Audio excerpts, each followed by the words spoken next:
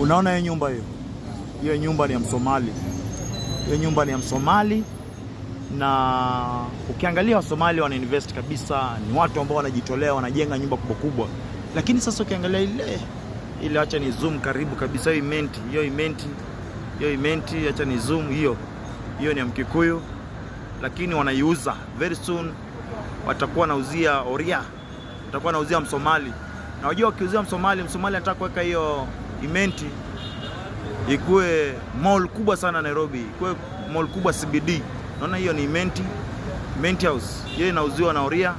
Na Oria akichukua hiyo anaweka mall nyingine kubwa kabisa, na hata pia kutakuwa na uwanja wa ndege hapo juu. Na ukiangalia hapa, hii ni building ya Oria. Ukiangalia hii ni building ya Oria.